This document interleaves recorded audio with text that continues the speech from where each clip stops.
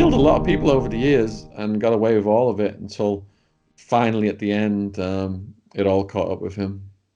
There's obviously a difference, though, right? I mean, he was doing it. It was very intertwined in his business, and it wasn't just out of pure enjoyment. He was killing people. You know, he didn't get some sort of dopamine rush from murdering people. He was doing it because he had to.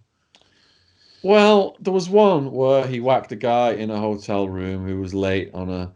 There was a cocaine shipment was late, and the guy gave the money to. Um, Two Tony's been up all night on coke, and he was getting more and more pissed off on him. And he goes into the guy's room. Or the guy came into his room. I can't remember what it was. And the guy said something disrespectful, and Two Tony just blew his brains out. So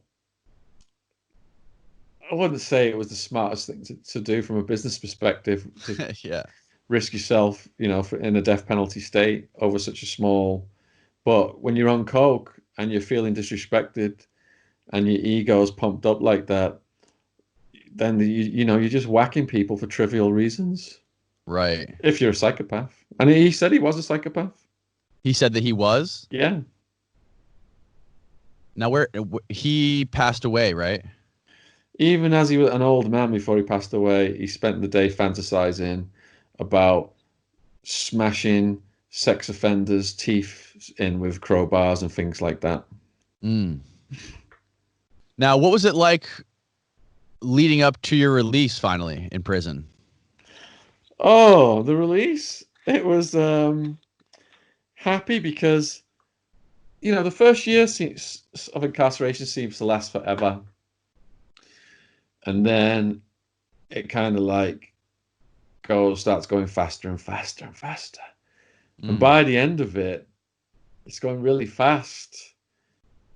And they say that going into prison really messes with your head, but so does coming out. And in this country, they call it gate fever. Right. So you're thinking, am I going to get a girlfriend?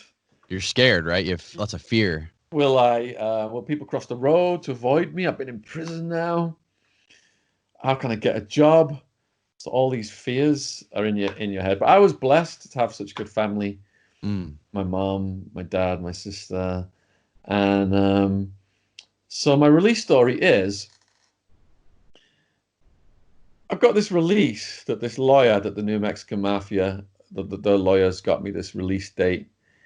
And the release date comes, but they don't release me. So I'm thinking, oh, they've made some kind of mistake. It was a few days later they did finally release me. I had this thing called a half-time release for a non-US citizen that this kind of loophole lawyer got me.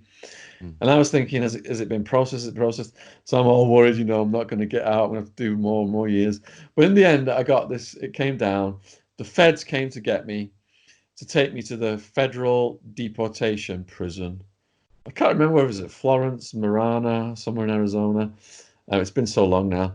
So I'm in this federal deportation prison, which of course is all Mexicans and one guy from England. And I picked up a bit of Spanish by then. So I'm talking to them, some of them can't speak English. So they're asking me to ask the guards certain things. So I'm making myself useful with the Mexican community.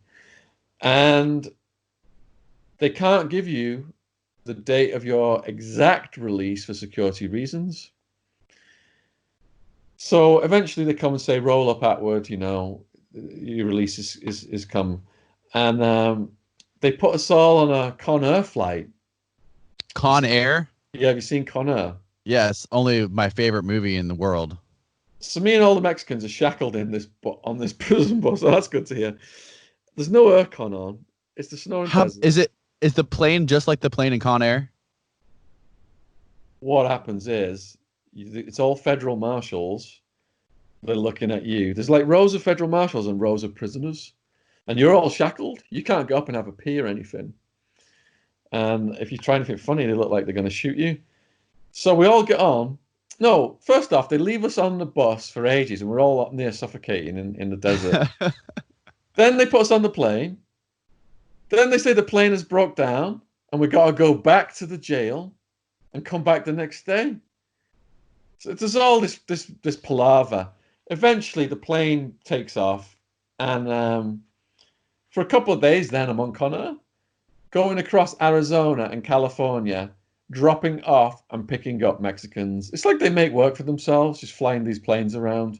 Wow. They arrest Mexicans and they drop them off at a different part of the border where they arrested them in the hope that that's going to cause them not to come back in. It's all crap. It's all again government financed bullshit at the taxpayer's expense. So I get to LA and I'm in a holding cell then in LA, and it's going all through the night. And I'm so excited I'm getting out. I can't sleep, but I'm so tired as well. My head's like nodding and stuff. I sat there. There's no seats or anything, just crouched against the wall, and. And there was a guy in there who'd been in the news. He'd crashed some kind of car. I don't know if it was a Ferrari or what. It was worth a couple $100,000, I think, this car. He crashed this car at 160 miles an hour or something. Jesus. So ridiculous. I don't know what he'd been doing. But this like European gangster, I can't remember his name. I've written it all in my book, Prison Time, if you want to check that out. My trilogy is on Amazon as well. It's Party Time, Hard Time, Prison Time. Prison Time details my release.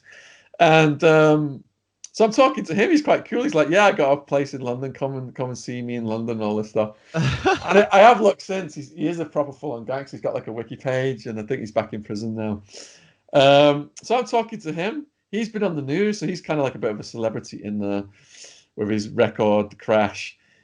And everyone just gets really quiet as the night progresses, like 2, 3 in the morning, except for some guy was he from Brazil? No, Argentina. And this guy is like hyper. I don't know if he's on coke or crystal meth. So everyone's falling asleep and trying to fall asleep, but they can't because this guy's just telling all these stories. And he's like, yeah, my woman is a supermodel and she's flown all the way to Argentina. She's waiting for me. We're going to get married. And she's so kind. She stops for homeless people and she wakes me up every day, every single day with a blowjob. And this guy's just going on and on and on. And I'm thinking, even this guy's bragging, oh, he's insane. What the fuck? But he's going on and on and on, and nobody could sleep. And one minute I'm just sat in the corner trying to sleep. And next minute I'm like, I just walk over and start listening to him. I'm losing my mind as well. Just trying to occupy my time. I don't know what I'm doing. So after days of this is what it's like. Nothing happens in a hurry. Yeah. Days of this. A guard comes and says, look, I'm taking some of you to the airport. And he calls out me and the Argentinian. So we leave the jail in this prison van. We're all shackled up. We've got one guy, I think there's just one guard in there, federal driver. And you know what the traffic's like in LA. It is bumper to bumper. Yeah. So we are just stuck all the way. And the driver goes, if we don't get there, this is all going to have to be rescheduled. Now I'm thinking rescheduled means we just get on the next flight. We can't get on this flight. We just get on the next flight. And the Argentinian, he's been hyper still tweaking. Still tweaking. All of a sudden, his face just goes to sheer panic. It's like, rescheduled? I'm like, yeah, no problem. We're just going to get rescheduled. No, don't you know what rescheduled means?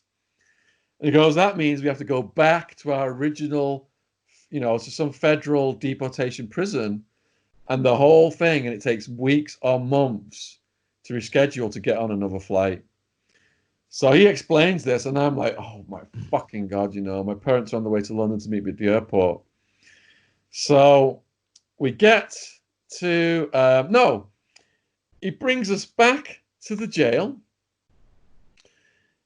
And because we're getting rescheduled, and the Argentinian by now has just lost his mind. We're both walking into the jail, and the Argentinian starts going, can I have a cigarette? Can I smoke? Can someone give me a cigarette? And of course, no one's going to give him a fucking cigarette. He's a convict in chains. Right. He just starts going crazy. I need a cigarette.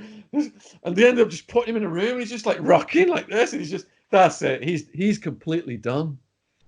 No, What kind of shit did he have to smoke to last that long? I have no idea. But I'm feeling for him. You know, he's saying his supermodel girlfriend's waiting for him to marry him. All this shit. Wow. So, whether he was full of shit or not, it would have been nice for him to have got out and have a life.